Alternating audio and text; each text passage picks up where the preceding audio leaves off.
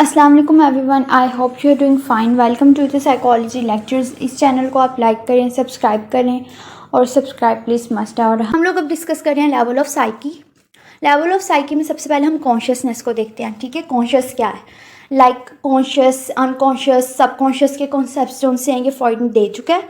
और फ्रॉइड के अनकॉन्शियस के कॉन्सेप्ट को आज तक कोई भी साइकोलॉजिस्ट, साइकेट्रिस्ट, फिलोसफर चैलेंज नहीं कर सका। हर किसी ने इसके सामने अपने घुटने टेके हैं और इसी वजह से आज भी फ्रॉइड फादर ऑफ साइकोलॉजी के नाम से मशहूर है। ठीक है, उसका ये फादर ऑफ साइकोलॉजी का लक़ब कोई और नहीं मार सका।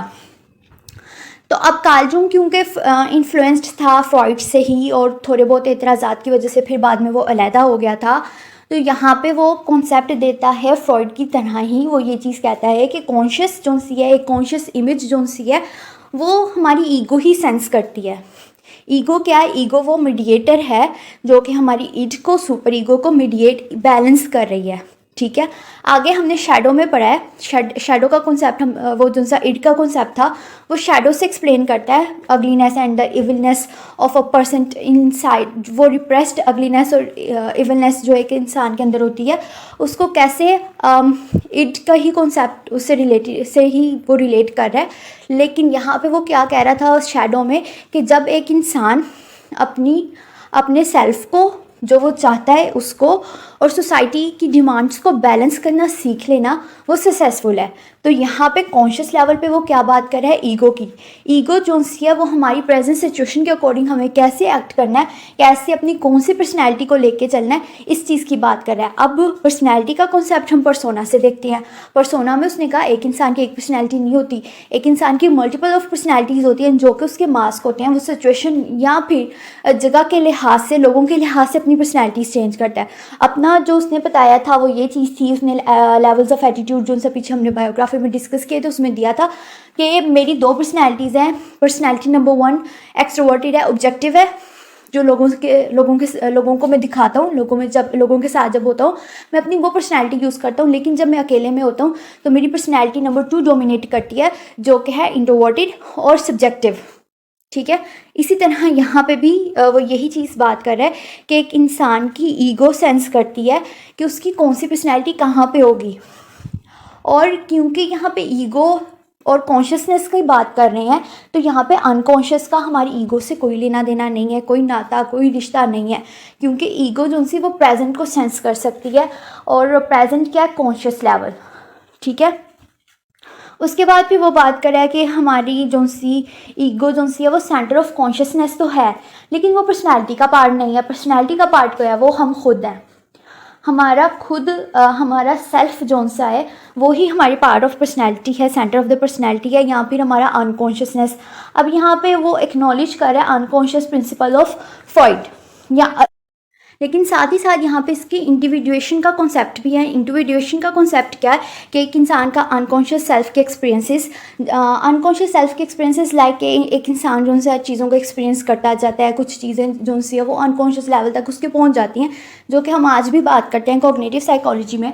कि एक इंसान जो उनसे एक्ट बार बार करता है या इंसान के जो उनसे एक्सपीरियंसेस होते हैं, उसके फीलिंग्स या फिर उसके किसी ना किसी एक लर्नड बिहेवियर या लर्नड थॉट या फिर कोई भी लर्नड स्कीमा के थ्रू उसके अनकॉन्शियस पे बैठ जाते हैं। तो यहाँ पे भी वो यही चीज़ कर रहा है कि एक हेल्थ, साइकोलॉजिकली हेल्दी पर्सन जो है वो एक तो कॉन्शियस लेवल होता है, उसका कॉन्शियस होता है अपने आउटसाइड, अपने वर्ल्ड के बारे में कि उसके इर्द गिर्द कैसे है, उसने कैसे एक्ट करना है, कैसे रहना है, इन सब चीज़ों के बारे में। और जो उसके जो से पास्ट एक्सपीरियंसेस रहे होते हैं या experiences through out the life रहते हैं, उन चीज़ों को वो अनकॉन्शियसली लर्न करता है, उन चीज़ों से सीखता है और एक इंडिविजुएशन का कॉन्सेप्ट अचीव करता है। इंडिविजुएशन क्या है कि एक अपने आप की एक पहचान बना लेता है।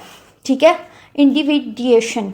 और ये इसने क्यों दिया था? क्योंकि हम लोग जो से हम सारे जितने भी हम लोग पढ़ रहे हैं, कार्ल जंग, फ्रॉइड, इन सब की बायोग्राफी भी पढ़ते हैं। ठीक है, इनकी बायोग्राफी में हम लोगों को बहुत सी चीज़ें देखने को मिलती हैं। लाइक कार्ल जंग की बहुत सी चीज़ें देखने को मिली, किस तरह ये पहले बचपन में कितना अर्सा ये सिर्फ एक लॉन चाइल्ड रहा, ओनली चाइल्ड रहा। उसके बाद 13 साल की उम्र में इसकी बहन हुई और उसके बाद फिर किस तरह इसकी मदर जो सी थी वो सेवरल मंथ्स के लिए हॉस्पिटलाइज हो गई और इसको अकेले रहना पड़ा। फिर ये क्योंकि ये काफ़ी सेंसिटिव था, इमोशनल था, किस तरह इसने वो फेस कट डाउन किया। उसके बाद फिर इसको किस तरह अपनी मदर से एक अनरिलायबल फीलिंग जो सी है वो डोमिनेट हो गई। और फादर जो से थे रिलायबल थे लेकिन ट्रस्टेबल थे, लेकिन वो स्ट्रिक्ट थे, ठीक है। और किस तरह फिर आहिस्ता आहिस्ता ये फ्रॉइड से इन्फ्लुएंस हुआ, फ्रॉइड के साथ अपने कॉन्सेप्ट्स मैच किए और इवन के 37 आवर्स के पता नहीं कितने आवर्स,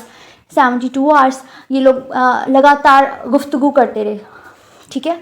लगातार इन लोगों ने अपने कॉन्सेप्ट्स को एक्सचेंज किया, बहुत ज़्यादा इन्फ्लुएंस हुआ। उसके बाद फिर जब ये लोग जगह जगह जाके अपने कॉन्सेप्ट्स के बारे में लेक्चर देने लगे तो आहिस्ता आहिस्ता ये सेपरेट होने लग गया उससे, ये आहिस्ता आहिस्ता इख्तलाफ करने लग जाता है। क्यों?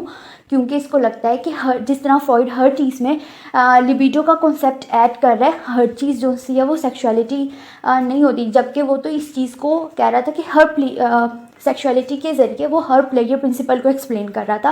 लेकिन इसने कहा कि हर चीज़ ऐसे नहीं है, बल्कि इसमें बहुत सी मज़ीद चीज़ें भी ऐड हो सकती हैं और वो ये चीज़ें हैं। और फिर इसने अपनी थ्योरीज और न्यू फ्रॉइडियन के नेम से फिर साइकोडायनेमिक्स आ गई, ठीक है।